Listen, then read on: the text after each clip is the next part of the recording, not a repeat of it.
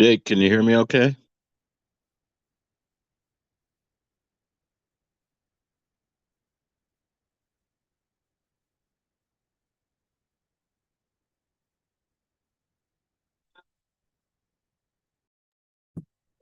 Kevin, we can hear you.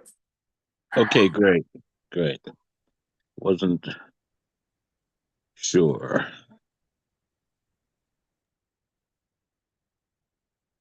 There we go. Okay. So is everybody here not getting a full shot of the screen? Oh, there it is. So I guess we'll go ahead and if we could just do a quick roll. Nancy, are you there? Yes. Yes. And Peter? Yes, I'm here. And Doug? No, Doug is not here. And Garrett. He's not in the building if he's not online. Okay. Well, we have a quorum, so we will call the meeting to order. There's basically two general topics that we'll be covering. And the first will be the update on the superintendent search. And there's no, at least at the moment, items that would require an executive session. They're the next steps for the process. And we're looking for Dr. Grotto from the search firm. Has he joined us as yet?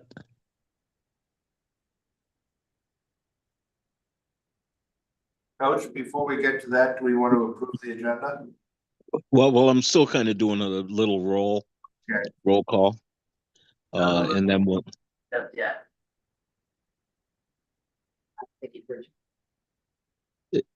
As John Dr. hasn't Grotto. joined us yet.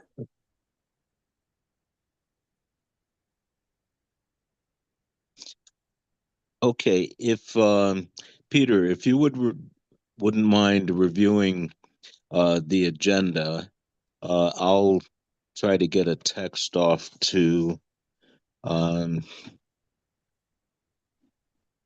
them. So if you would. The agenda is fairly simple. Two items, as was just stated on the agenda. There's the superintendent search update from representatives from McPherson and Jacobson, and then an update on what we have learned recently about PCBs at the high school. So those are the two items on the agenda. Do I hear a motion to approve the agenda as presented? So moved. Coach, you're gonna have to second it. Second. Having been moved and seconded, all those in favor of approving the agenda say aye. Aye. Aye. No nays being recorded. The agenda has been approved.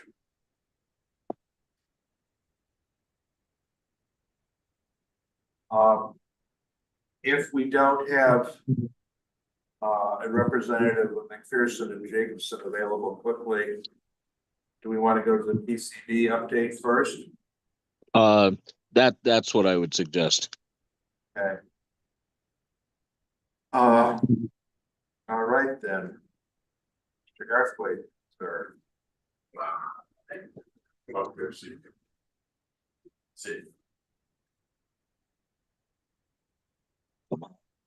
Folks. So the last time I was here, we talked about the PCB situation in high school, the other school. And I said at that time that we were waiting on more bulk samples and analysis. We got that information.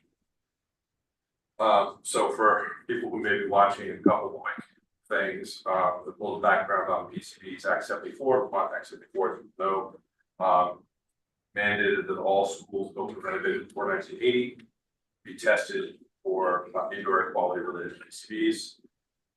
Two tests they looked at: the school action level and immediate action level. The immediate action level means basically vacating premises. School action level means you have to come up with a plan to eliminate the hazard. As we moved into this process about a year ago, there were three principles that we kind of applied throughout. The first, obviously, was to assure the safety of the students, faculty, staff, and the community members of the schools. The second was to support the educational and extracurricular support programs in the schools and to support and maintain the student experience. And then finally, adhere to best practices in terms of pavement and subsequent restoration. That plays out in terms of regulatory guidance, what we have to do, and also in terms of putting together kind of a well-reasoned response project and logistics, and finally, kind of financial responsibility and stewardship, both short and long term, to do what we must do, but not defer something that's going to become a liability down the road. That having been said, since last we spoke, we got our bulk samples, we got analysis, we walked through the building with the consultant, and where we ended up is we have significant PCB contamination in the northwest corner of the building, which comprises the culinary arts area, the kitchen, and the getaway dining area, the health sciences classrooms, the custodial hallway, the cafeteria, kitchen, cafeteria, auditorium, and the associated hallways. We also have those areas had some of those areas had immediate action level way back in the beginning.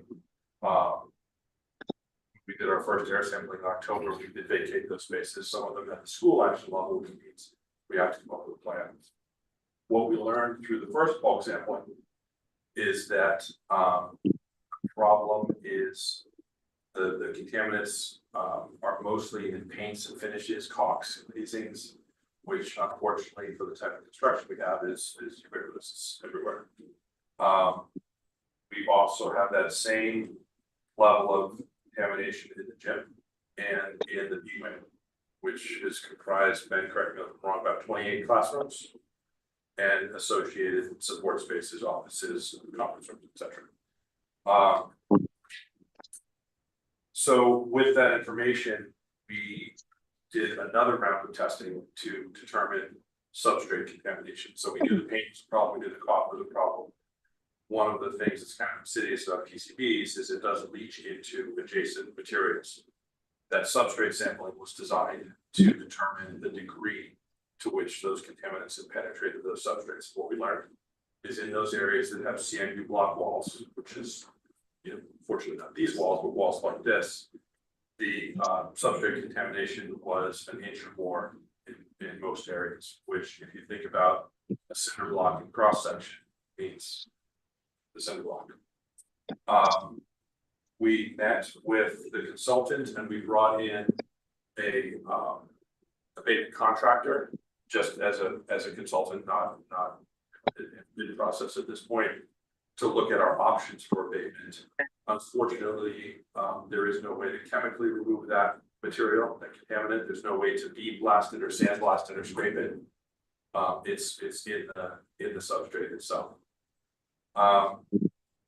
We also, during that walkthrough, realized that while the state uses air samples to set the bar for bulk testing, one of the tricky things about using that as a test is that in areas where you have a lot of ventilation or a lot of renovation, you can still have those bulk contaminants in place. So we started looking at areas that are of the same age and construction type as those areas where substrate sampling revealed that deep contamination. And what we found is that we do in fact have a lot of areas associated. The RRC is one regional resource center. If you look at areas like the auditorium shares a wall with the music room. If that auditorium wall goes away, the music room is impacted. We went through with Nelson Foxell as kind of the resident historian and plotted out all the years and various renovations, additions, and are developing a sense of what additional testing we need to do to define with clarity all of the impacted areas, regardless of what the air samples revealed. For instance, I can speak specifically to one area in the RRC where, because of a heating problem 3 years ago when I first started, we had a heating problem. Part of the problem was the heating units in that space were simply too loud for that student population. They were distracting. So in order to maintain heat in that space, we turned the heat, the coils and the air handlers up as high as they would go. And we turned off the energy recovery units, which means we're ventilating a lot more air. So the air samples in that space were lower than they were across the hall in the getaway dining area, but it's exactly the same construction. We have the same contaminants in place. We did look at all the options to get rid of this stuff. Really, the only way to eliminate the contamination and associated risks is to remove those CMU wall sections, and that's a big deal. That having been said, unlike some other schools and other districts, this building is a steel frame building. So the block walls are infill, the structure remains, the deck, the posts, the structure itself, but it's a big project. And in talking about this, this is information that has kind of come to light and really we've been digesting over the past 5 or 6 days. This is not something we've had a ton of time to digest because we kind of need some guidance as to how you want to proceed. There's 2 things that we're working on, and one is to decide on an execute plan about how we're going to deal with this contamination and how we're going to remove those PCAs from the school. The other one of equal importance, so the 2 have to happen concurrently. The planning has to be linked, is how we develop a plan to support the students and the programs while we do all this. Both of those are extraordinarily time sensitive, both because they're so closely linked, and students are picking classes next week, right? Is that right? Hurricane Day is next week. So we need to put programs in place so these kids can maintain their experience. At the same time, selfishly from my desk, although obviously the primary goal is that, thinking about designing, bidding, managing, all the soft work ahead of this level of abatement and restoration is an enormous task. So the lead time is critical. So we simply don't have a great deal of time to decide what we're going to do. That having been said, this is what we know, and for me to move forward, for Nelson and his team to move forward, we need guidance from the board how we would like to proceed with the situation, knowing what we know today.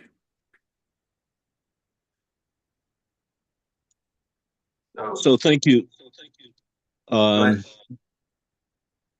the work and coordination for our kids in the district.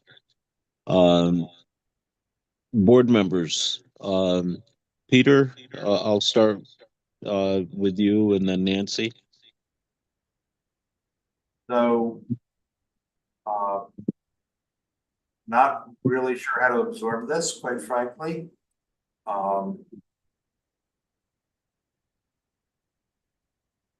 The first thing I'm thinking of is, are there mitigation methodologies we could deploy to give us more time to resolve it?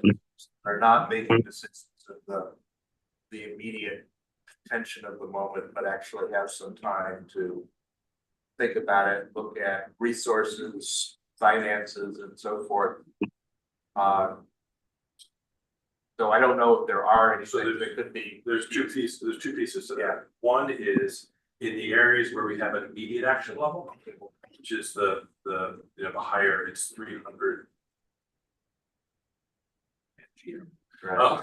Where we have that, those actions have been taken. We vacated the space, we had a consultant go in and put foil over the contaminated areas.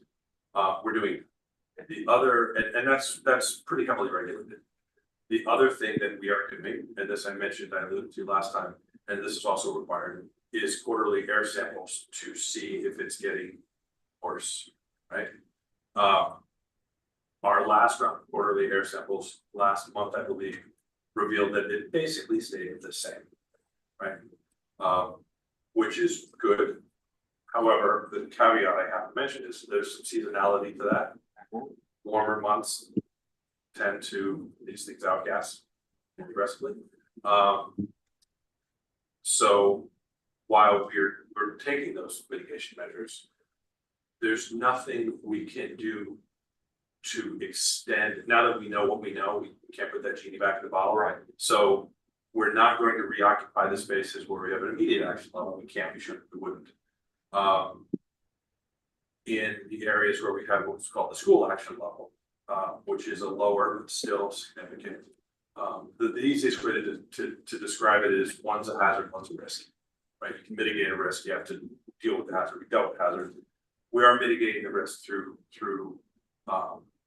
this quarterly air sampling, and there are some activities that we simply would not do. I'm not going to start renovating classrooms, but there's not a great deal we can do with this stuff in place. We either, it's a tricky thing. It's not like asbestos lead that's a mineral, or this is a created chemical manufactured product. One of the things that has been attempted in other districts, and you can all read this, is people have made attempts to kind of build around this, work around this stuff. All folks in North Country, that's not a great option. But what I would say is, we've done what we can do today. Right. The next step is to come up with a plan. The plan for the immediate action level needs to be immediate, and that can be we just don't use it. The plan for the school action level needs to be dynamic, in that the longer we delay, the trickier it gets for the administration to plan a program. And the trickier it gets for me, and being very selfish here, to manage an abatement and restoration project that dovetails and supports the programmatic acrobatics that will have to happen. Does that make sense? And the reason I'm in total agreement with you, you cannot have this continue to be present. We have to deal with it. But what do we do and when do we do it question is part driven by, as I said, how immediate it is, what can we do to mitigate, how we figure out our choices and possible actions, and not suggesting any particular solution, because I'm not sure I could. Immediately comes to mind the fact that there has been a lot of interest expressed by local school districts to create a regional high school. And the question I have is it smarter to put our resources into joining in that kind of an effort? Or is it smarter to put efforts into rehabilitating the building? And part of it is I have no idea at all what the relative cost would be. I know that no regional high school is going to happen without a lot of time. It sounds like even if that was the ultimate solution, we would need to figure out an interim plan. And there's just so many moving parts and questions that I don't have answers to. So I would want to try to get what are the kinds of options we would be looking at. And what are your choices in terms of alternative facilities for the students? Part of the drive, I mean, there's not a whole lot of big spaces that can easily be turned into classrooms that I'm aware of. We could bring in mobile classrooms, which I have seen in some locations. But what are the choices? So if I may, all of those considerations, I'm assuming you thought about this. a little bit. Yeah. All of those considerations, whether they are logistical and related to abatement and restoration, or whether they are logistical and related to providing space, or whether they are, this is, I think, the biggest piece, or whether they are programmatic, student facing decisions that administrators will make, all of those are driven by the path you choose. But I can't tell you what the best option is until I know how you want to proceed. Right. I can explore any option, but we need to start somewhere, and I don't know where that is. So you all kind of come up with it. And it's a chicken and egg in some ways. Quite frankly, my first thought is we do what we're doing right now, but more of it, discuss this publicly and make sure the town is aware of what's going on. Because if anything has come through loud and clear in the last year, it's lack of communication to the town, lack of transparency. Whether real or perceived, it doesn't matter. That is the opinion, and we should be responding to that in light of maximum sunshine and brightness on the subject. And this is probably the worst possible time this particular issue could rise, because we're literally about to have an election for people to join the school board. The school board's makeup is going to be changing. I will no longer be on the board. I'm beginning to think it's a better thing than I was before. But we're in transition while we're being asked to deal with a very difficult question.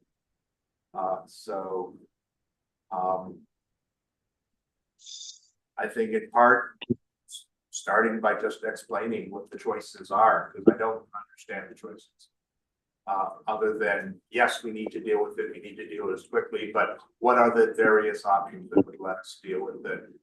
You've been thinking about, and I'm believing the superintendent has been thinking about what the options are in terms of programmatic needs in the face of just having lost. It sounds to me, I don't have a map and drawn out. It sounds like half high school or more. That's my mental picture. I don't know how we. There's some significant spaces, the gym, the auditorium. Yeah. There's all different ways to face this, think about this, but really, right now, you all know what I know. Yeah. And as far as charting a path forward, I think, there's lots of people, administrators and those of us who work in facilities who can act on whatever direction you provide, but we start with a mandate or something. So I think the mandates are that we follow the principles you set out in terms of protection of the staff and the students and so forth, and then try to act among the choices we have that are not irresponsible on that basis. But I really don't know what the choices are. I mean, do we have sufficient space in the rest of the district that we could do things, particularly taking into account transportation times and all that? I don't know how do we even begin to approach this? And I'm not attacking. I'm just saying these are the questions I don't even have an idea. They're all big questions. Yeah, and so starting to ask the questions and see what the answers we can come up with. I'm assuming the consultants can give us some kind of, and you from your experience, some kind of back of the envelope. It's bigger than this, smaller than that, probably. Pricing, so we know what we're looking at, then we need to talk about what resources we have and how they compare to that perceived need. You know, is this a $20 million problem, $100 million problem?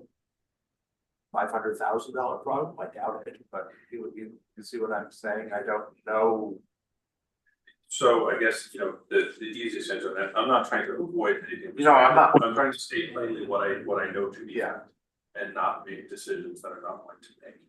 Right. What I can tell you is if it is the board's decision to pursue pricing for abatement, we can do that. If it is the board's decision to engage the resources that need to be engaged to plan that abatement and subsequent restoration, we can do that. If it's the board's decision to you know, again, I can't speak to what the best thing for students are. Right. You know, it needs to go somewhere. So I think I've talked enough. Nancy. This is not Peter. Nancy, Yeah, your thought? I understand what you're saying. And on the other hand, though, I'll go a little bit different from what Peter does, because Peter thinks very logically. And I tend to think with my heart. So my concern is if we don't get this work done in a timely fashion, and I don't mean 5 years down the road. We've got kids that are coming through here. We've got staff that are going to be working in these areas, and I have a really big concern for that. I don't want my granddaughter exposed to any more of this stuff than she's already been exposed to. I don't want my daughter exposed to it, and I don't want to be exposed to it. And for me, I think that the smart thing to do is to find out how much it's going to cost to get this work done. I mean, we're going to have to get it done, right? Sooner or later. So I would rather do it sooner. That's how I feel about it. But if Oh, I know there's a lot of ifs. I mean, if the governor's bill goes through, well, that'll be everything will be right out the window anyway. I was even thinking of what's the relative cost tearing down internal walls as opposed to starting from scratch. I don't know. Yeah. I assume that it's significantly cheaper to replace internal walls, but that's just me guessing. I don't know that. And I would rather spend the money out there and make sure that our kids and our staff are safe as quickly as we can. And not wait till some big disaster happens to one or two of the kids or one or two of the staff. I think we have that responsibility to our taxpayers. I think we have that responsibility to our staff, to our students. So taking that into account, both sides, or not even sides, both considerations.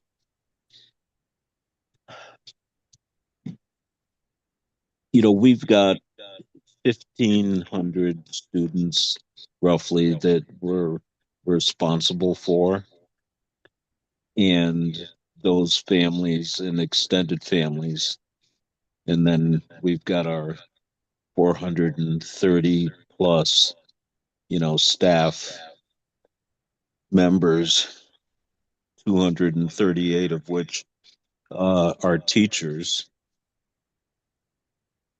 and all of these families that are planning, especially looking at the secondary level, and that's the epicenter of our dilemma that we're looking at right at the moment.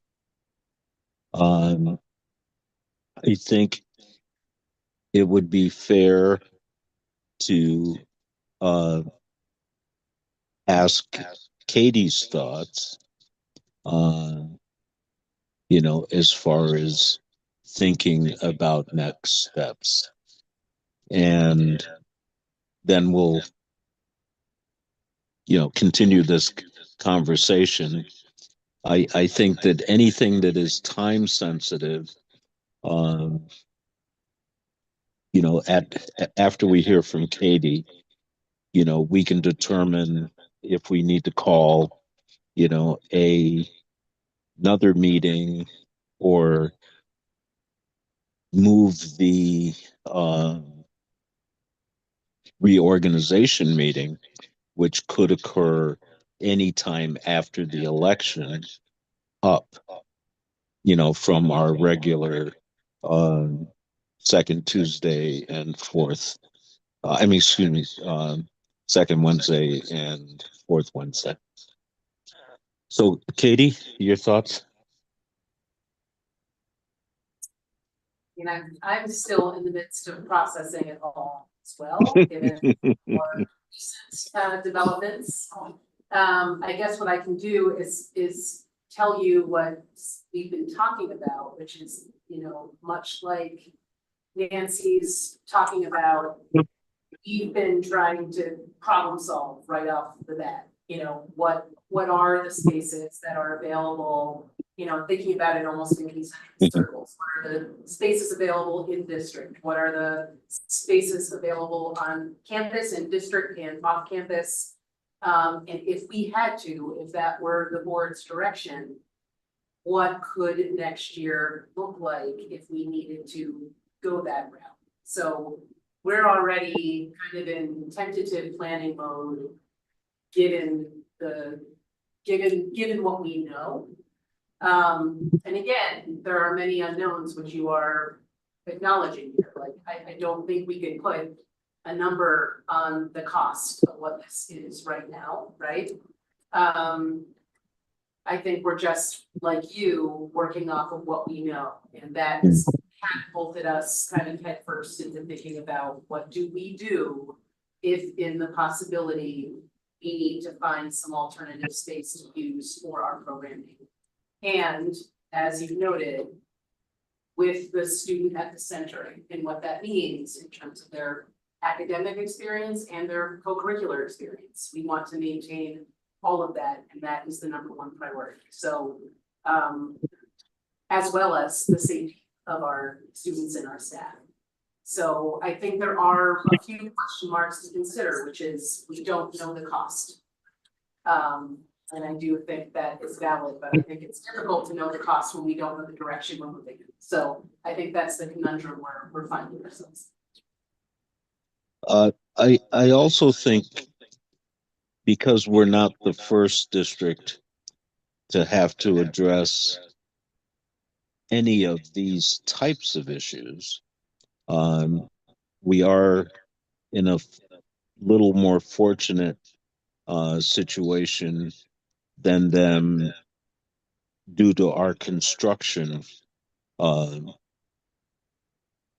design. So that's a plus in a way. There are litigation aspects that need to be, addressed. I think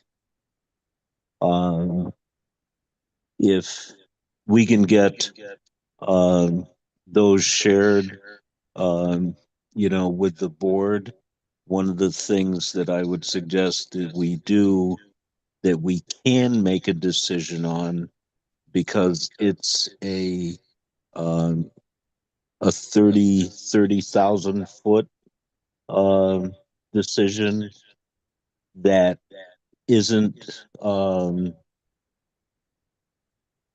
requiring the same level of information as the rest of the discussion. Katie, can you tell us what our legal options are right now, based on what we know from the state and the other districts that are looking at litigation? Yeah, I mean, I'm aware that the state is currently pursuing litigation against, Monsanto and the other implicated companies.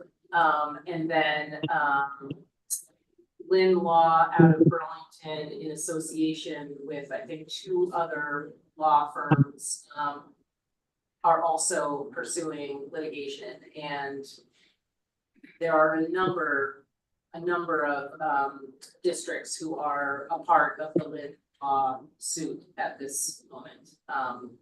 And that's, easily discoverable. So Peter and Nancy, I think it might behoove us to at least discuss the possibility of granting the superintendent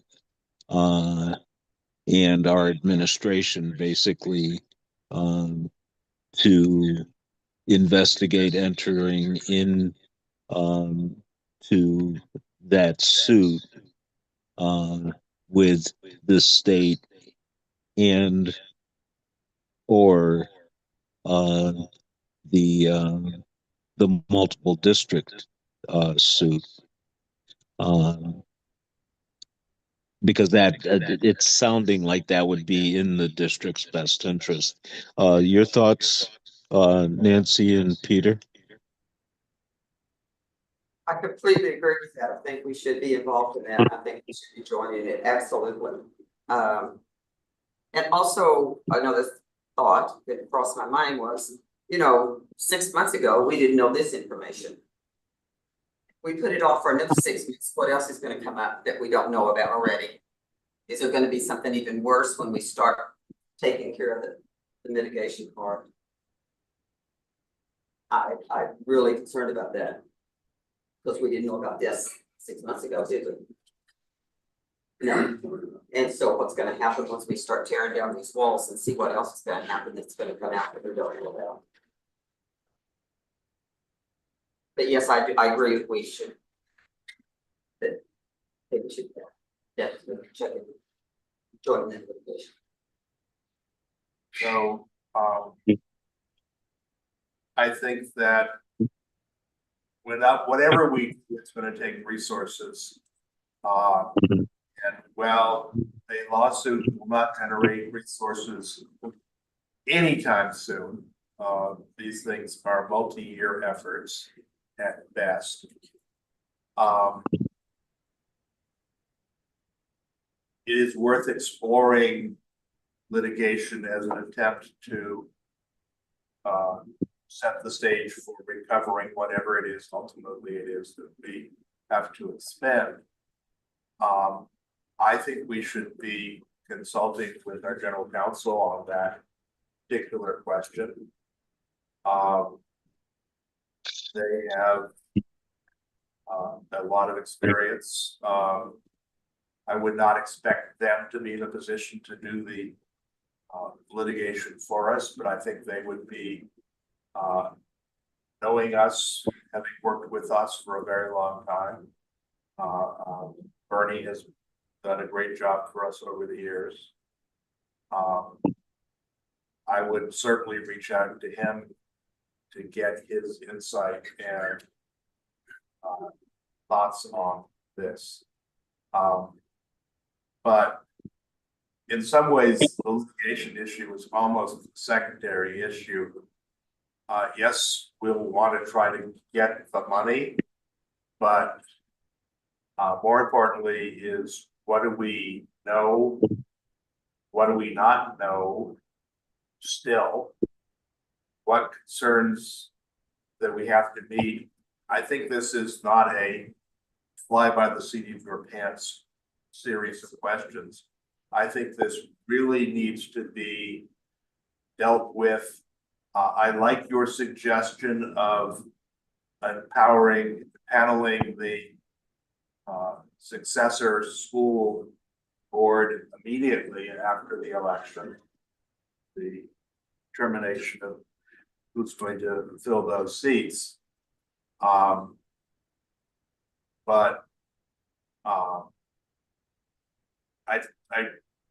I balk at making a decision in a vacuum of knowledge. This is a very difficult thing.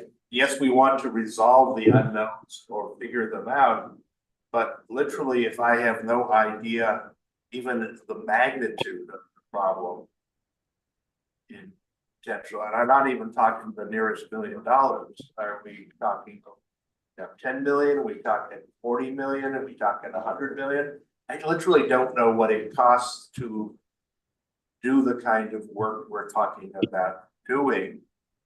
But we could certainly get, there are professional consultants who will come in and provide you estimates of likely expenses, that kind of thing.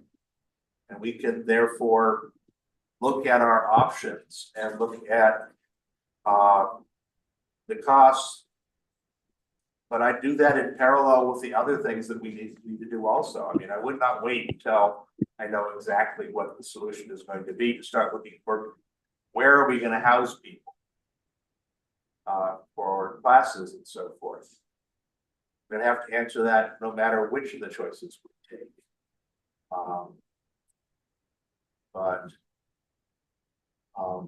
You know, yes, I would be willing to say, let us investigate which of the potential legal avenues of redress are available to us. That's nice. That's almost secondary, as I said. Let's figure out what our choices actually are. What the time frames we're talking about, and so forth. So I'm not trying to avoid a decision. I just don't think we're in a position to make a decision. And quite frankly, I think you want a full 5-member board and the input and commentary of the town on this before you make those decisions. Could we move forward with getting at least estimates on cost and timeline? That would resolve part of the questions that Peter's raising, and it's not going to have a drastic effect on timing. Having future potential plans with this new information says to me that we need to kind of go into hyper speed regarding not knowing the exact amount. We know what the effect is. And we're going to get more information as those final results come into play. So I see a series of things going on. We could craft, a motion in order to move forward without encumbering the future board from having the opportunity to make those next series of decisions.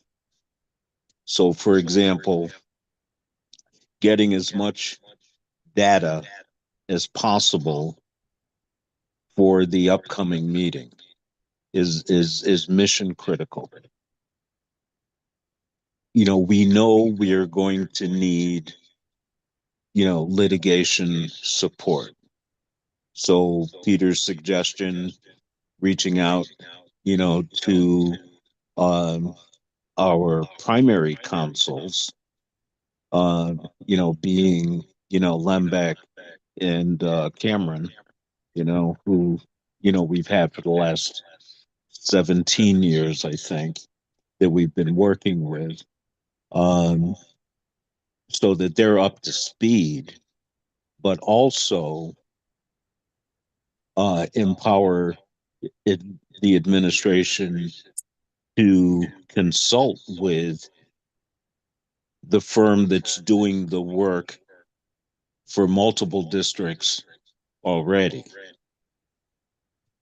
And I think those things could be done simultaneously, and it would be prudent on our part to do that expeditiously, knowing that we'll have a full complement of board members after Tuesday. And we can convene, the special meetings as needed, and they will be needed in order to move these decisions as quickly as possible, if all of that makes sense. I think you gave guidance. And so if I may, could I ask a couple specific questions? So when I came here tonight, my plan was to proceed with bulk sampling in those areas that are adjacent to problem areas that are the same. Yeah. Should we be doing that? Yes. Yes. Okay, Yes. that's the easy one. My assumption has been, based on the conversations we've had over the months since this first came up, and I think we've all said it one or the other, the end game, the end goal is to get this stuff out of the schools. Yes? Yes. So with that knowledge, without having to ask, let me write it down, for the administration and the people who actually educate the kids to do the heavy lifting immediately that they must do. I mean, would the board like to proceed with pricing for abatement of these materials? Yes. I say I yes. want to know what our choices are and the costs. Right. Because we can't make any decisions absent that information. Well, that's the data. That's the data, Jonathan, that we were referring to. I guess if I could, there's a lot to talk about. If I could just interject a couple things very quickly. One being, this is a complex problem. And way back in my interview, I think, Jacob was there. I remember saying to somebody maybe that like, if you decide you want to build a pool on the roof, I'm going to build your pool on the roof. I might think it's a bad idea, but I'm going to do it. That's kind of where I'm at with this. We can do whatever we need to do. And I think, the minimal conversations I've had with the Nelsons and the Beds and the other folks, and it has not been something that we've discussed at length because we haven't had the directive to do so. Right? But I think, I could say that group would come at this the same way. I think you'd be surprised what they could pull off. We just need the direction to move. So that's where we're at. I've got some work right now to do. And I think, again, I've got the easy job. I've got bricks and rocks and machines and contracts, and they've got kids. So I can bear the stress of delay better than they can. So there is a certain expeditious nature to this. So I can proceed with what. So may I? Well, Jonathan, I think that's what we're getting at, here. It's very clear that the technical aspects, from your end, can and should move forward. The bulk testing needs to be done because that's going to be part of the final decision piece. I think when we talk with Katie and Jacob, working with the rest of the administrative council, looking at how does this affect our students, their families, our teachers and their families, because that's that's the other piece that you're referring to, because decisions, are made, based on the environment, that you're either living in or working in. So I think that, you moving forward, with the pieces that we need to, so that we have the data to make the best decisions possible, just like they have to make, as well, is mission critical. Nelson, did you have something to add? What's that? Nelson's hand is up, Nelson Fox. Okay, yes, Nelson.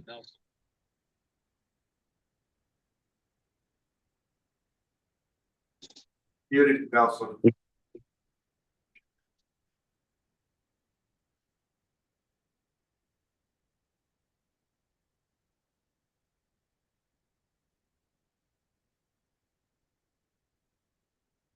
Let's wait. Coach, may I suggest we wait a second for Nelson to unmute? In the meantime, Colin, who is here with us, has been patient. Has been patiently waiting to make a comment. Happy to wait, but I've got a couple of thoughts. I think Peter, you mentioned transparency. I think before you even got into this discussion, you were saying something about transparency and the need to be transparent with the citizens of the town. You've got an absolutely perfect opportunity to share with the whole town on Saturday what's up. And I think you've got to be very careful to couch any disclosure in terms of we're reacting to brand new information that's just become available. That's a true statement.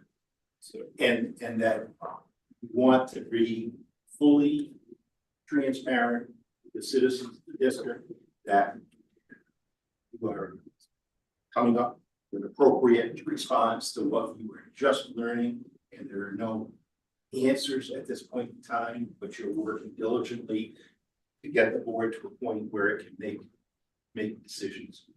I think it's important. It's probably important that Jonathan be available for that meeting, not to spoil the weekend, but I think to have somebody that is articulate in what the problem is and what the potential solutions might be is important. Another thought that comes to mind, you didn't mention anything about online or distance learning in your long, and probably just forgot to include it, but after our recent COVID experience, it's not outside the realm of possibility to just shut this building down and go home and continue learning via Ethernet. That's a pretty unattractive solution. But when I've just been thinking about what's available for space in the near Upper Valley, and I don't really think you've got anything high school sized that's available. You could probably round up a bunch of churches to use auditorium classroom spaces. But apart from that, I don't think there are any large school buildings standing vacant, unused right now in the Upper Valley, or nearby anyway. I don't think you're going to shift the population elsewhere. Temporary classrooms are a pretty unappealing approach. I think what's going to be really important, and I think that's where you were going a minute ago, is no matter what you do, you're going to have to figure out what's the scope of the problem. The skeptic in me says, if you've got it here and you've got it there and you've got some there, how can you convince me and make me satisfied and comfortable that you don't have it everywhere in the building, and that the problem needs to be either remediated or the building needs to be replaced totally? And so I think you've got to be ready to convince the citizens of the district that you really have your hands around the scope of the problem. And until you do, you really don't have the numbers, or you won't have the ability to project accurately what the size of the price tag is going to be on remediating in the current building. Woodstock last year went to the voters with $95 million brand new high school. I think maybe it was a high school, middle school.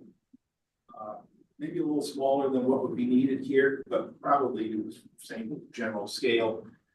Construction's a little more expensive this year than last. You're probably looking at 125. How you doing? To do something, to step into a new building. You're gonna have to decide when the price tag comes in on whatever the remediation in this building amounts to. How much are you willing to remediate in this building so that you end up with a 60-year-old building that's been upgraded to eliminate the problems and to maybe educate kids in the future? I hope you're doing, in the $20 million bond issue, I'm expecting there's going to be some changes to the way kids are educated in this building, but that's a different issue. This may turn out to be the opportunity to resolve some of that at the same time.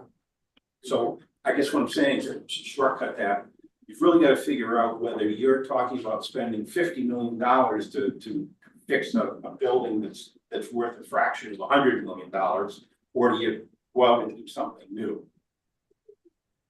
And then I guess I'll stop there for some reason.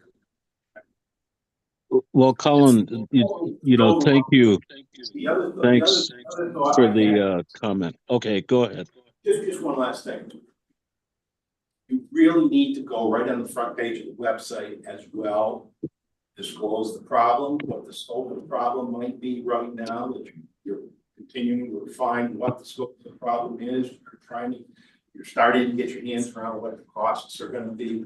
But if you don't have something on the front page of the website, you're really letting the people in the district down. And then finally, you want to be disclosing what you're finding out now to all the candidates who've applied for the superintendent's job, because some of them may want to just walk away. It wouldn't be fair to hire somebody and then say, by the way, you may have a couple of school board candidates that want to walk away too. Well, that's Colin. Thank you so much. Thanks. Your points, are well taken, and I'm not just saying that. The whole idea of having this meeting, was as soon as we found out, we had already scheduled the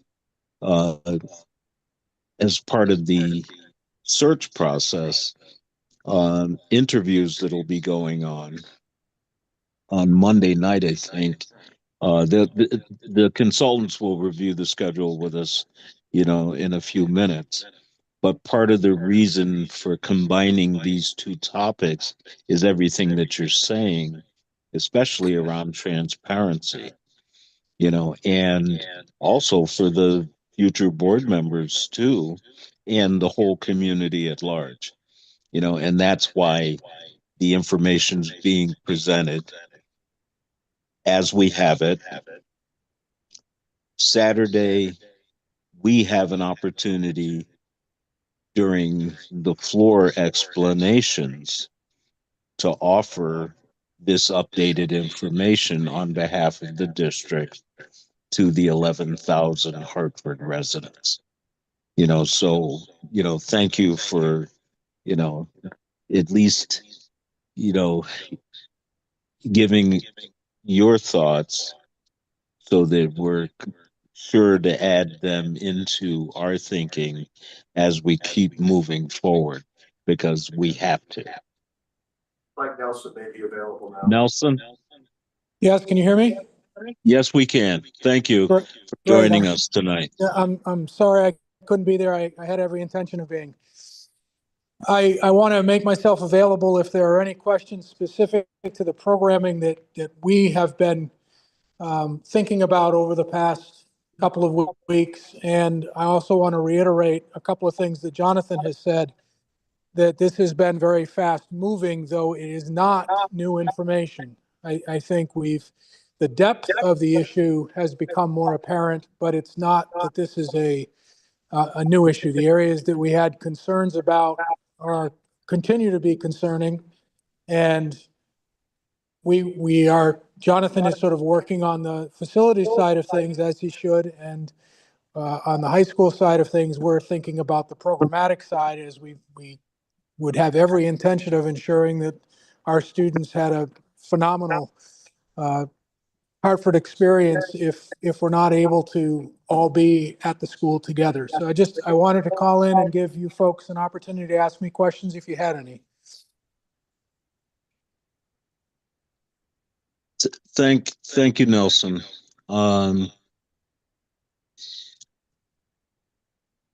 be perfectly honest, at this point, I think the discussions in planning need to continue in both modes, because they're parallel and contiguous at the same time. And that is the work, of the facility side as well as the programmatic side. And that's where, we need to continue, to bring those thoughts forward. So when we hit that decision point, we've got good information to make the decision with. And that we have to make sure that the voters know that we as a district have that in mind, because that's going to affect the whole community at large. Can I say something? Yes. So I showed up at the superintendent's office on Monday, this last Monday at 5:30 to put together the presentation on the budget. At that time, Jonathan gave me a 5-minute synopsis of what he had learned, and my mind was sort of blown out, but I had to pay attention to putting together the presentation. I did the presentation, I went home, and at 4 o'clock the next morning, I woke up and spent 2 hours before I had to get out of bed trying to figure out what this all meant, how to think about it, what the questions were, had no answers at all.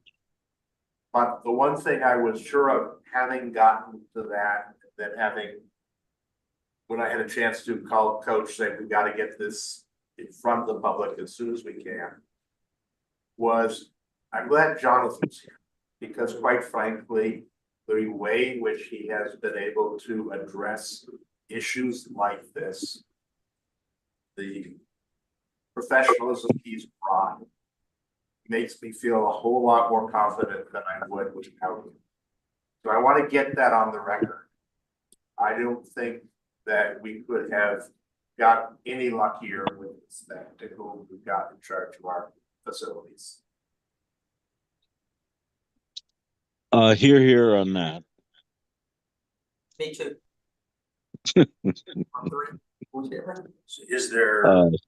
does the board need to provide permission for the administration to look at moving programs, or does it need to approve Jonathan So to look at bids? the board, they can do that, but let us emphasize that it's important to start thinking about what our options are. Right.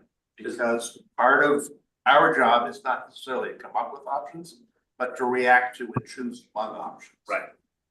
And that will be your Yeah, job. hopefully. prospectively, it could be Yeah. me. And so I want to have as much data as we possibly can to make that decision. Obviously, this is short notice. The town does not know. What options do we have as far as ensuring that the students have, the education that they want, the programs that they need. And really so that they have the experience that they deserve. What are we looking at? Like, is there consolidation of schools to make space for something else? Like, as a potential incoming board member, I'd love to have all of that information. And if there's something that they need to move forward with looking at, possibilities or timing or bids. Yeah, I would love for the incoming board to have that information as soon as possible. Can I respond in broad strokes? I think, my takeaway, and I'm gonna hang on to this, is I'm gonna proceed with bulk testing for the rest of, to answer your question about where this problem stops. That's what we need to do, because I share your concern about, are we peeling an onion or are we, so I got, I think, a resounding yes to proceed with the bulk sampling to answer that question. The other thing I believe I got was a resounding yes to proceed with the planning required to start getting estimates on abatement costs. And I would add to that, no matter what we do moving forward, if we were to decide, if one of us won the lottery tomorrow and coughed up $250 million, we would still have to abate this material before we rebuilt. We own it. So I think what I'm hearing is let's figure out what that cost of ownership is. Is that accurate? Exactly. So that's Yes. saying very quickly and very easily, but it's a lot of work. It is. Can I try to synthesize what I think my direction is? Okay, I think Please. that I am being given guidance from the board that we should be moving forward with programmatic planning and tentative ideas for relocation and programmatic planning, whether that be academic or co-curricular. Yeah. Is that accurate? Yes, and you also should. And our the litig, council to talk about right. what the choices are, and what the pros and cons of the different ways we could go after. I don't want to be the first of the group that messed up in our attempt to get recovery from this. Exactly. So, but we need to look at the choices we have and what practicing. So, Peter, Yes. in order to nail this down and be transparent in our process, the two questions asked by Jonathan and from Katie, are the two global issues that we need to address. So, we've got that infrastructure, piece that Jonathan will be moving forward with as far as the continued testing and gathering the data that the board will need to make its ultimate decisions in that regard, as well as what Katie just asked us about from the programmatic side. So that moves the planning, the options that they'll be able to bring back, to the board for those final decisions. We need to give a general formative motion that makes all of this, let's say, technically legal, and we'll be prepared for our incoming board to be able to continue to address the future. Right, if you'd like me to draft two motions or a motion, I'd like to do it in two parts. The Please. first part that we direct the administration, and by the administration I mean all of you, to look at the consequences of what we have learned about the extent of the PCB contamination and start the process of developing a response plan in terms of programmatic teaching and other activities in the next school year, and what possible remediation steps could be taken, and that you do the testing needed to determine to the extent possible what the problem really is. Is that clear? All right, so that's my first motion. Second.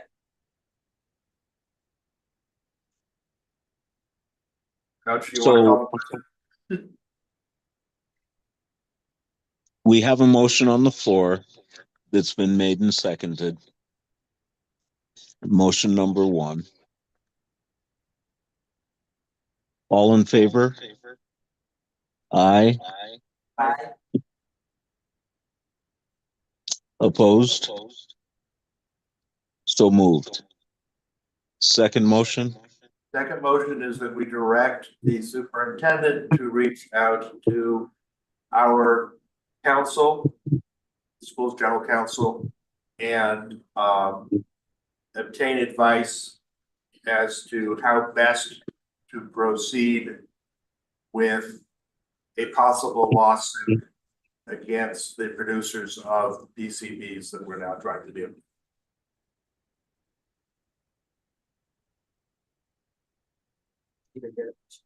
A second.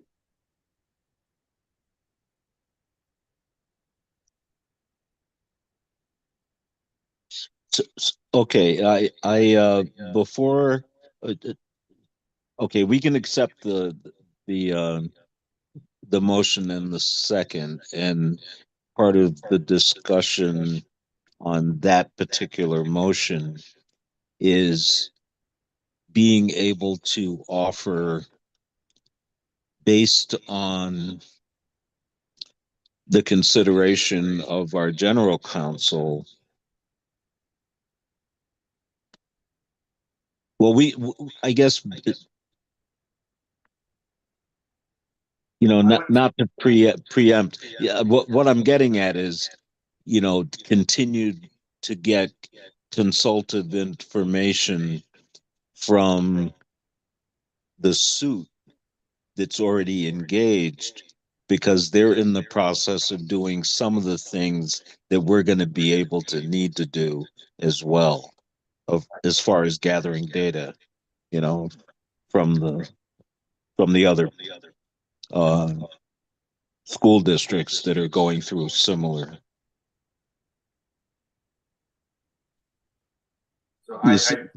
So there's going to be a lot more growing out of the initial investigation of the lawsuit and so forth. There's also undoubtedly going to be conversations around how did you react programmatically? How did you deal with remediation? How big an impact was it having the work done? All those kinds of questions are going to happen, but I think the instruction to reach out to our council for advice on how best to proceed will result in a recommendation that comes back to the subsequent board for possible courses of action. And I do have I have one third motion. Oh, actually, we haven't voted on that yet. I apologize. Getting ahead of myself. It's Okay. easy. So, no, we made it. Okay. Discussion. Yes, the motion's been made and seconded to reach out to our general counsel. We can't, let's go ahead with that motion, because I might have to offer an additional motion after you do your next one. Okay. All in favor?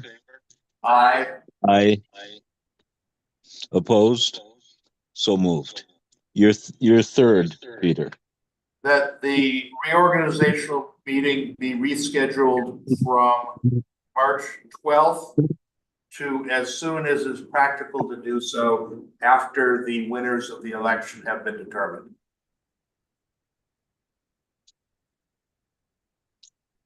Is there a second? Second, sorry.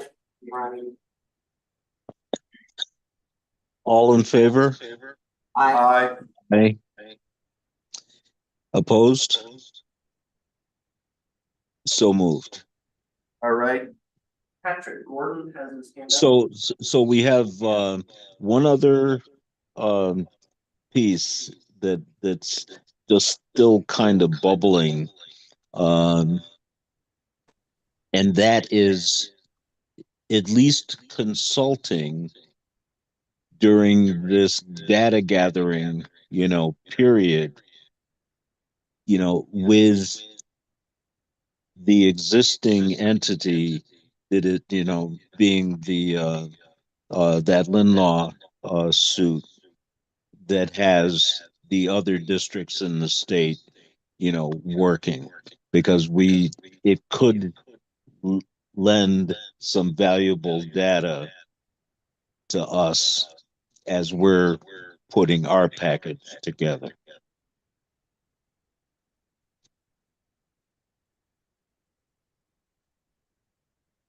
Does that make sense, Peter? So, if you want my opinion is that we should first talk to our council before taking any action with regards to attorneys. And based on that, then we should reach out.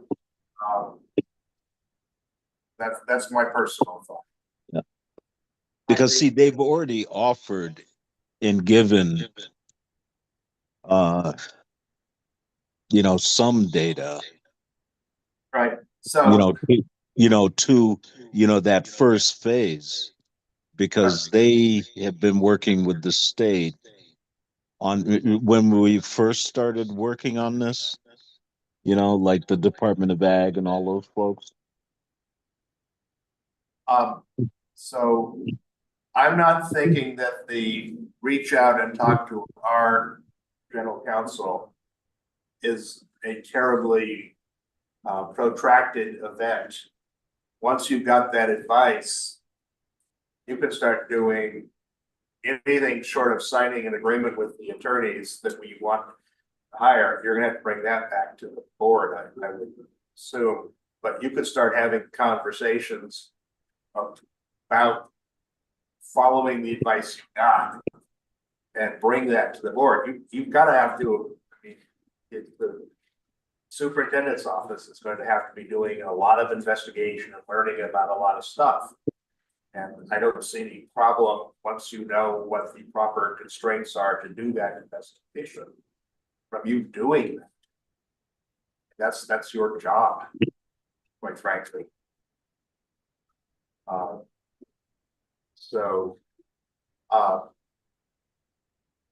Yeah. Okay. I guess we can live with that. I did have a call into our attorney yesterday, and I haven't heard back, and I should be hearing from him tomorrow because that was one of the first questions I had. So they're already alerted, that this is in the air. So we'll see what they say. And Patrick Gordon has his hand raised. Jacob pointed out Patrick Gordon has his hand raised. Patrick? Yes, thank you for recognizing me. I'm taking all this information in just like you, but one of the concerning things that I've heard, and I have a question or clarifying question for Superintendent Sutton, is right now, without all this extra information that Jonathan's going to have to go secure, do you feel like it is an advantage to continue exploring those programmatic avenues, or do you feel that you need to wait before pursuing further for that additional information? Because at least from my, sitting here and listening to that presentation, it feels like there's not enough information to move forward. And I heard some comments about looking at the programmatic side and starting to plan forward. But do you feel you have enough information to do that? Thank you for that, Patrick. It's important. I think I have enough information to work with the administrative council on, I think, planning for more of like a relocation. And that is the focus. It would be about working with the council to determine what space do we have on our campus, what space do we have in our district, and what, if we were conceivably thinking about using space off campus, what would that look like? So I think I have enough information to consider those options and to start planning with particularly the Hartford High School administration and thinking through that. Do you feel like that's a little cart before the horse, though? We don't know what the remediation process could look like. Could this be hours? I'm speaking as an administrator myself as well, and thinking about what Nelson and his team are going to have to go through while also running a school. I want them to be able to provide the programming our students require right now and in the future. Would it be wiser to wait until we know the fullest extent of, as Jonathan put it, the onion that we're going to unfold, and then what we are going to have to do going forward? I mean, I think even if it's a cognitive exercise and we don't actually have to use that plan, that I think it would feel like making progress toward problem solving in a way that I think will feel efficacious. And if we have to pull that back, that's great. But I think at this point, wrapping our heads around what would that look like is a helpful option based on what we know now. And I think that we have to think about it, to your point, Patrick, in a tiered way, right? Right now, we don't know the scope, we don't know the extent. So I think what we were thinking about previously and what I think is still on the table, at least conceivably, is a phased approach.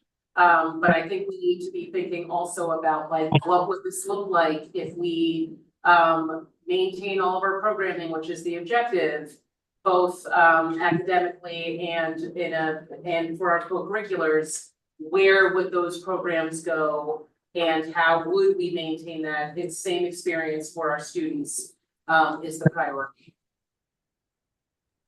I thank you for that that well-worded response.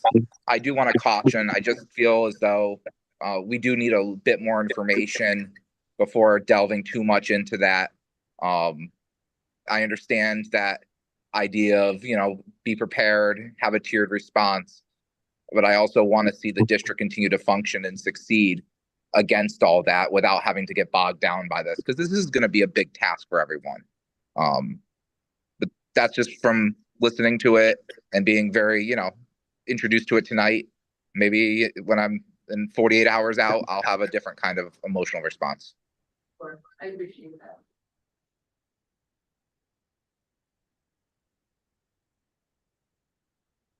Patrick, thank you. It's going to take all hands on deck, as you said, to address this as we move forward. So we will continue to give it our best effort and move forward. Any other comments at this point? Yes. One more thing that I forgot to mention before. I should have a pad, I guess. I think as well as everything that you've decided to do, you probably should be directing Jacob to start to get his hands around how any response to this is going to be funded. I would hope that some of that work is already underway, because you've known you've had some sort of problem for quite a while now. But any legal settlement is years, maybe decades into the future. In the meantime, you're talking to a district that probably isn't going to be anxious to hear about anything that raises taxes or increases taxes. What is going to fund whatever the response is? What are the alternatives? What have other districts in the state done? I don't know if anybody has a problem with the scope of ours, but if they have, Burlington, what have they done? So are we going to borrow money on the hope that money would be returned in the legal settlement years down the road, or what? So I think if I wasn't here tonight and I heard you disclose this Saturday at the annual meeting, I probably would pop up and say, I understand you have no idea what the absolute scope of all of this is yet, but I think we need to start figuring out how we're going to pay for whatever the appropriate response ends up being. And it would be nice to know that that work is being done as early as possible, so that we're not scrambling to figure out how to pay for it while the contractors were already breaking walls on. Point well taken. Somebody online with their invoice, I'm not sure if it is, but.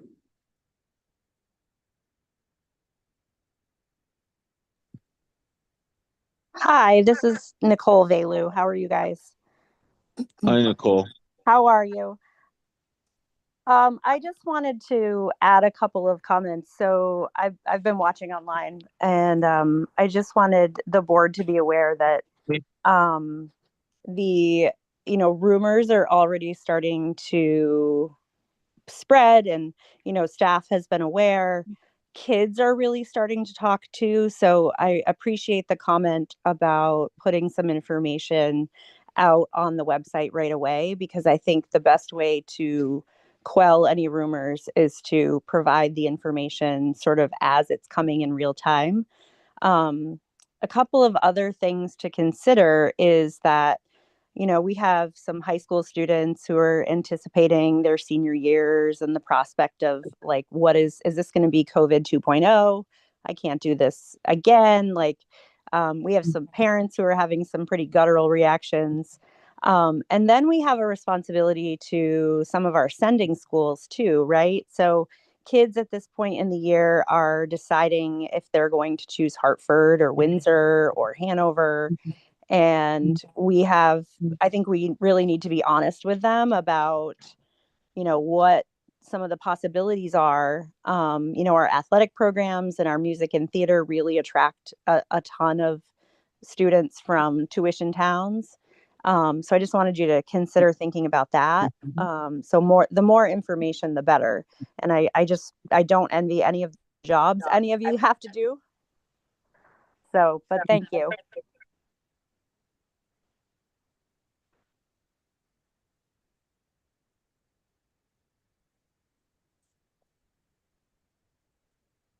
Coach, do we want to flip over to the other issue of the? Yes.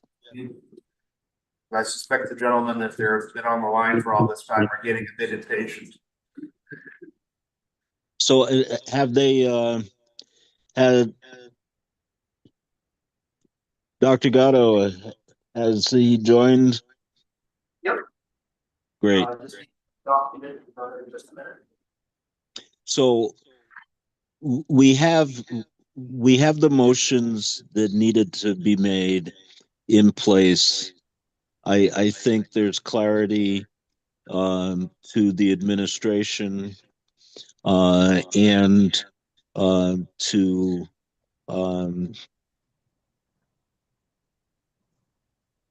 that team. So we will shift our discussion at this point to the superintendent search discussion. And I'd like to offer the floor to our consultants. Hi there, this is John Grotto here. Bob Ferguson. Hi.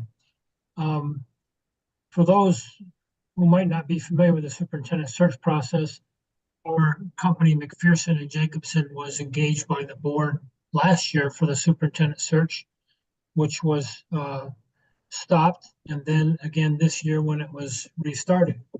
So Bob Ferguson and I have been working with the board, and I'll talk through this rather quickly since you had a lengthy discussion about your previous topic, because I don't think ours is nearly as complicated. And this is what I'm glad we're retired superintendents. Yes, right. We should add that. Correct. I was a superintendent for 23 years, and Bob, how many? 17. 17. So you've got 30 years, 40 years of experience here between the two of us. So on November 11th, we shared a timeline with the board, and the board, I believe, adopted that, the timeline for the superintendent search. It involved advertising in 6 different sites throughout the nation, and applications were due February 6th. I'm disappointed that only 9 people applied, but on the other hand, I'm happy that 5 candidates who are strong candidates were in that mix of 9. So the board formed a superintendent search committee to give advice to the board. That committee has been working diligently. They've formed a number of questions, and they will interview 5 candidates on March 3rd, 4th, and 5th. And what I want to talk about now is some actions to keep the board on schedule, because after the search committee interviews the candidates, well, then I'm guessing that they will whittle that group of 5 down to 2 or 3 that the board will want to interview. Jacob, can you put that information up on the screen that I sent you? Okay, so there you go. So let me talk through that. Board members, you know, you've hired us for our advice, so here's our advice. On Monday, the 17th of March, Tuesday, the 18th, and possibly Wednesday, March 18th, once you know how many candidates are recommended to you by the search committee, you should schedule interviews. In fact, you're going to know that on Thursday, March 7th, when the search committee finishes their first round interviews of semifinalists. So therefore, you know, you've had this since November 11th. So hope that you've set aside these dates to conduct these interviews. We sent you some interview questions based upon survey that the board members completed of possible interview questions, and some of the board members added interview questions. So you've got interview questions ready to go. So what we suggest you do on March 7th, interrupt me, Kevin, or other board members as I'm talking if you want to ask questions. We suggest that you inform the candidates of the schedule for that day. And here's what we think that schedule could be based upon my conversations with Board President Christie. At 3 o'clock on Monday, March 17th, candidate number 1 would come in, and someone should greet that candidate. And what I've got here in bold italicized print are issues for you to decide upon. You don't necessarily need to decide tonight, but it wouldn't be bad if you decided tonight. Yeah, keep pulling up, Jacob, so we can see that in the center of the screen. Thank you. Okay, so this schedule would be the same on Monday, March 17th, Tuesday, March 18th, and we have those dates right. And likewise, Wednesday, if you end up interviewing 3 candidates. Of course, if you only interview 2, you know, I do it on the 17th and 18th. So you'd start by asking the candidates, the finalists, to come in at 3 o'clock. They should be greeted in person by either the president or someone that the president designates to do that. Because a fundamental premise for you to remember is that candidates are interviewing the board as well as the board interviewing the candidates. Candidates will decide if this is a an attractive place for them to work. So at 3:15, it'd be good if you could arrange a tour of the community in some schools. And, you know, most of the candidates are local, some are not, but you're going to want to point out reasons why the Hartford community is an attractive place for them to live and work. You should point out the schools, places of worship, cultural and recreational activities, housing options. And so you see in bold, italicized print I've written, decide who will do this and where you'll go. After that tour, I suggest a couple board members meet with the candidates and have dinner with them. You're going to need to decide where, and I suggest you have your point of contact, make reservations as soon as possible. And if only 2 of the 5 board members go, well, then you do not have a quorum and it's not a board meeting. But it's an opportunity to get to know the candidates better. And then Kevin Christie said that the community would like a public forum to get to know the candidates a bit. So the public forum could take place, as I've written there in italicized print. The candidates take a few minutes to introduce themselves and present their qualifications to the community. And then they explain why they'd like to be Hartford's next superintendent. And they answer questions from the audience. Okay, and then what happens next? I've done this in 2 other school districts, and here's what has worked out well. Each participant gets an index card as they enter the site. You'll need to decide who's going to pass out those index cards. And at the conclusion of the forum, you ask the participants to write yes or no on the index card and leave their card in a box as they leave. Yes means that the participant sees the candidate as being capable of being a successful superintendent in the Hartford district. And then pull up a little bit, Kevin, Jacob. And of course, no means that the person filling out the index card does not consider the candidate to be capable of being successful as the next Hartford superintendent. So you're going to need to determine who's going to pass out the cards, who's going to collect the cards, how you're going to collect them. You could do it in buckets. You could do it in some type of sealed box. A box would be better so that whoever's collecting them does not see respondents' comments. And then you follow that forum, which goes from 7 to 8, with an 8:15 interview by the board. And I put your conference room. We've been to your conference room, but you can, if you have a better idea, that's fine too. But the criteria that we think are important are: you should select a comfortable, attractive location. Someone should meet and greet the candidates, walk them to the interview, walk them from the interview. Again, candidates are interviewing you as well as you are interviewing the candidates. So put nameplates in front of you as you have there. I see at your meeting.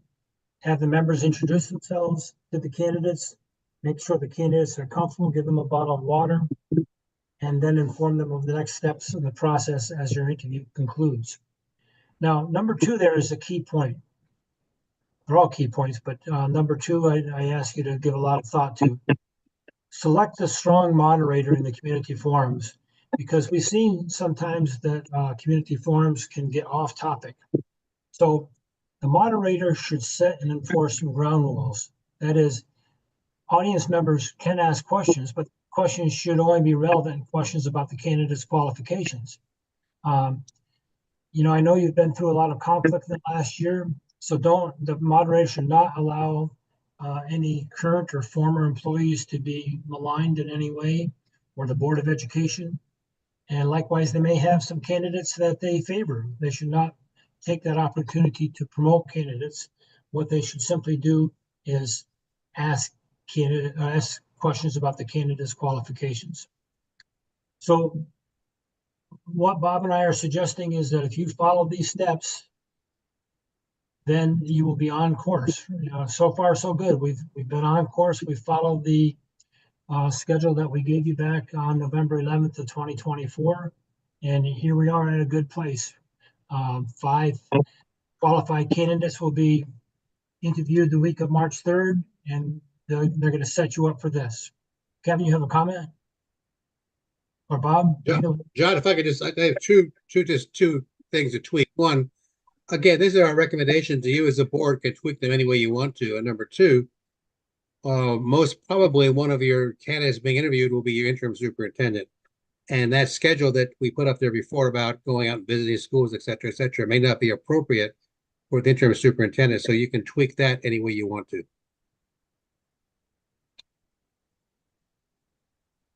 Board members? Thank you. Questions? Before we open it up, a couple of considerations that I'd like the board to think about is we have a great town moderator, and he did a really great job Monday night at candidate and budget night.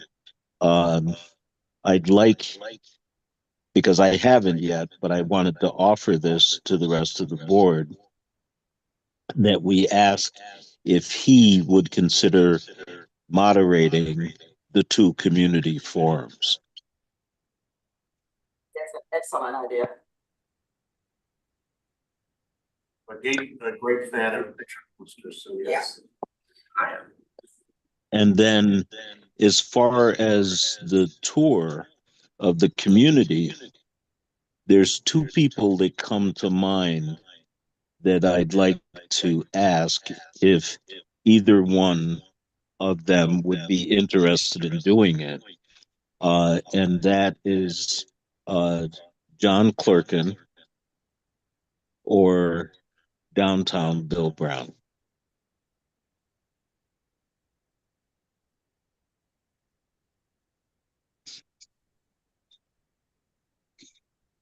I don't have a problem with that. Okay, so I will reach out to those. Downtown has been selling the community forever.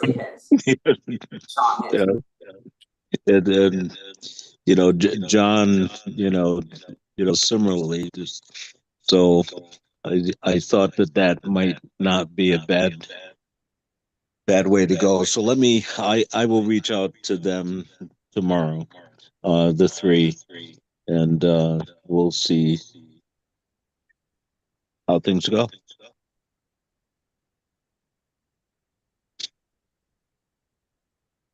Board members, do you have any concerns with that schedule that we laid out? This is one of those cases where we paid money for an expert, we should listen to them. Thank you. Well, we're trying to keep you on track.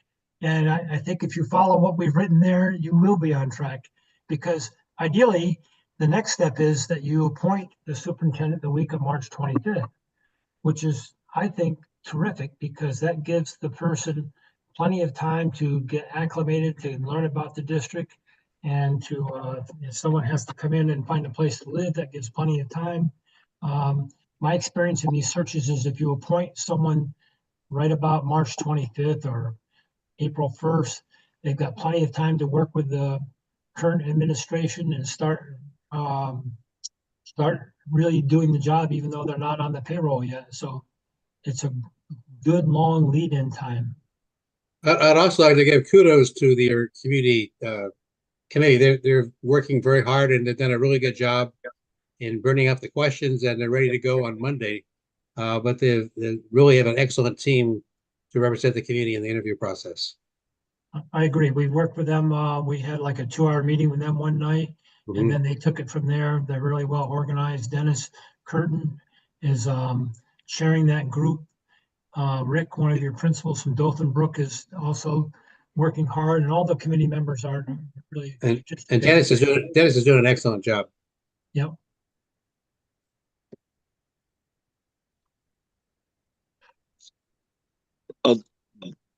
Fellow board members, any other questions for Bob or John? Well, our thanks for the guidance and the assistance with this process. I'm hoping that it turns out as successful as your past searches. I want to make one more comment. your interim superintendent is a candidate and a strong candidate. And sometimes in these searches, people have said to us, well, why bother? Why don't you just hire the interim superintendent? And the answer to that question is, if the interim superintendent is hired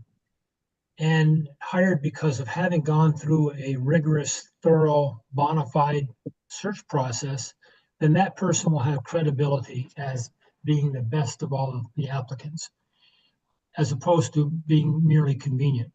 So who knows? She may be the strongest candidate, she may not, but it's a bona fide process. And that's why we have a bona fide process, to help you find the best candidate available to you. Bob, any thoughts on that?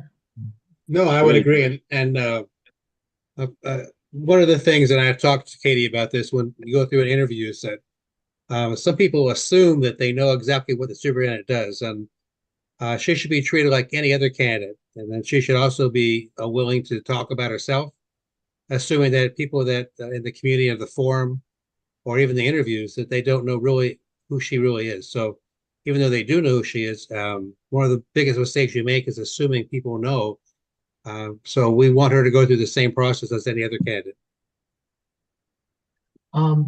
So we will get back to you on Thursday, March 7th. I will call you then, Coach, and let you know, after I speak with the committee chair, how many candidates they are going to recommend to you.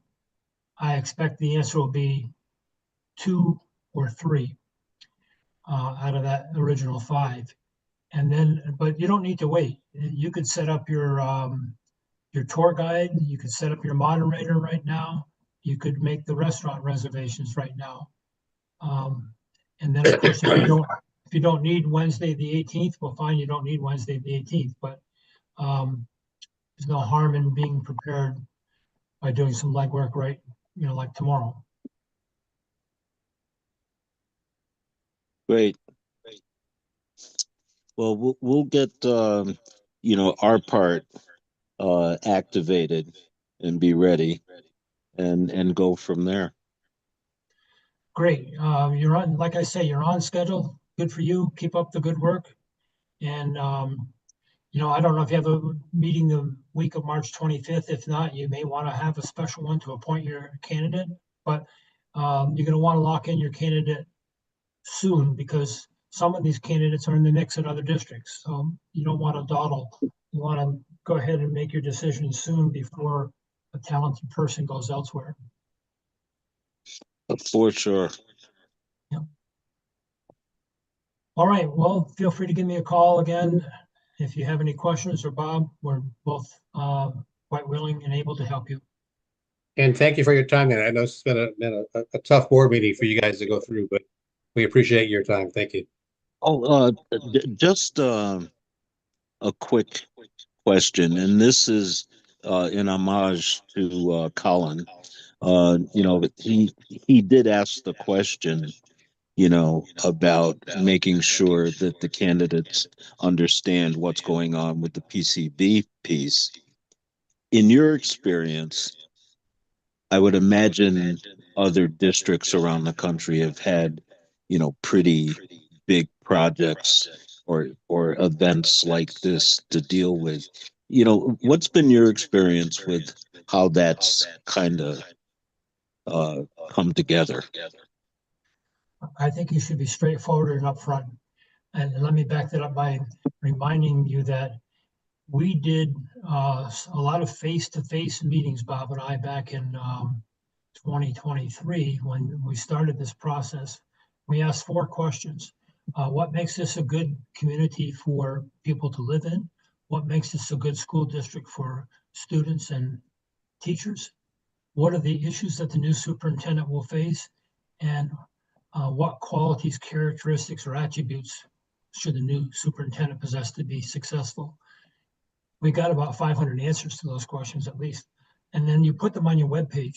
So my point, Kevin, is that people knew what they were getting into when they applied, because when I did a follow-up email to each of the applicants to acknowledge their application, I advised them to read all those comments that were on the webpage. So they have entered this position with their eyes wide open, knowing the issues and knowing the characteristics that are desirable. So along that same line of transparency and openness, I would be upfront with the candidates to say, here's some issues, here's some big issues that we're facing. I don't think that's going to scare anybody away, but I do think you need to be upfront with them. I would agree, and maybe I'm not sure if there's maybe a one-page synopsis might work on this too. Simply putting something out there where you can send to the candidates during the meeting interview with the committee, and especially with the finalist interview with the board. I think this issue needs to be brought up right. One of the issues right front and center, as John said, transparency works both ways, and again, the more they know, the better decision they can make. And I would agree with John that, superintendents are hired to solve issues and solve problems. And this is one of a myriad of issues that will occur. And again, upfront and honest, and tell the candidate exactly what's going on. Well, thank you both. And, and thank you, Colin, for bringing that up as well. So unless there's any other questions for our consultants, are there any other pieces of business that the board feels we should enact before closing? Well, we do have a public comments section scheduled, so assume we probably got them already, but we should formally ask. Yes. No hands raised in Zoom. Okay.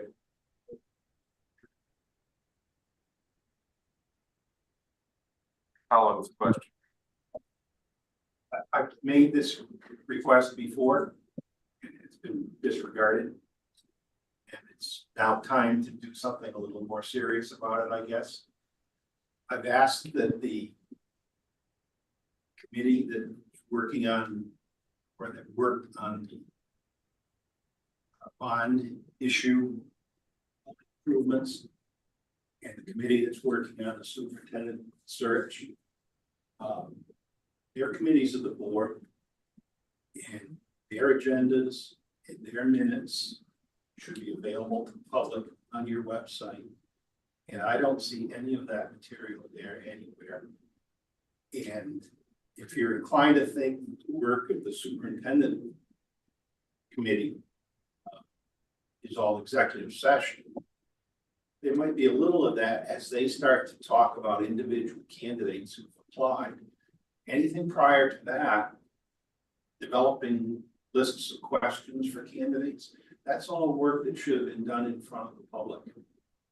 So if you're not going to respond appropriately to the requests that I've made, there've been several, I guess my next step is to go to the Secretary of State and ask for a clarification on whether what I'm seeing is a violation of the meetings law, whatever comes from that.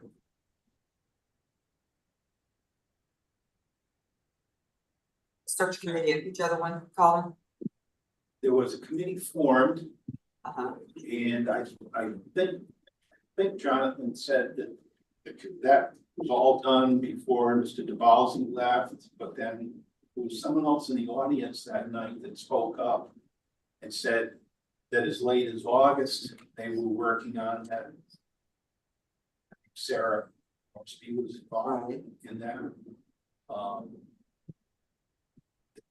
That's all business that should be conducted in public. So if you're really going to make a point with the public that you're being transparent, you can start there.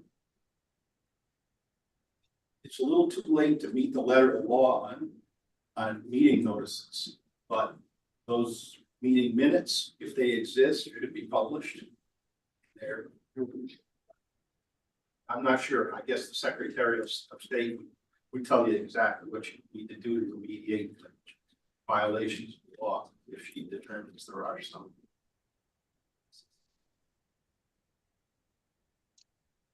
Okay, thank you.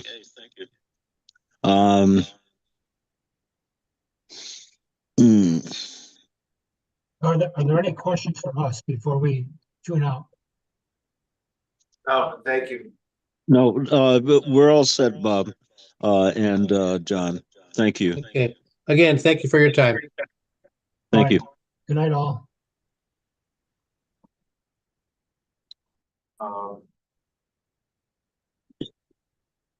So the next issue is the board meeting on 3/12, which we rescheduled to a date to be determined. Hope we get that out quickly. New date is meeting evaluation. Let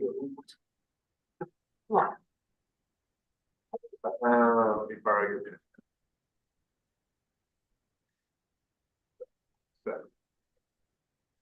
Where does the time go? So, board monitoring report. Board was prepared for the meeting.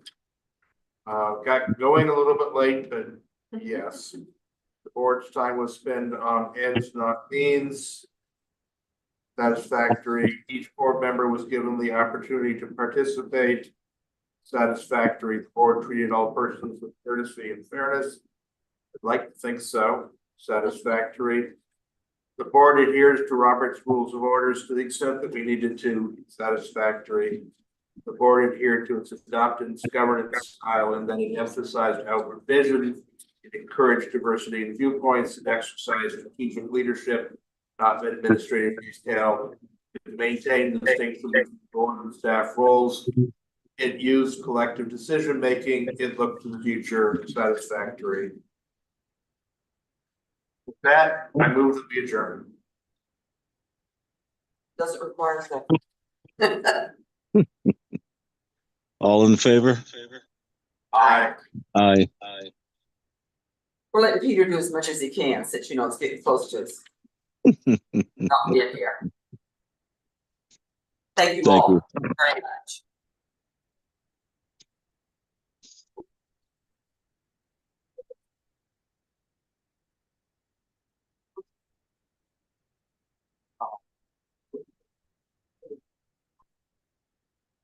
Don't know.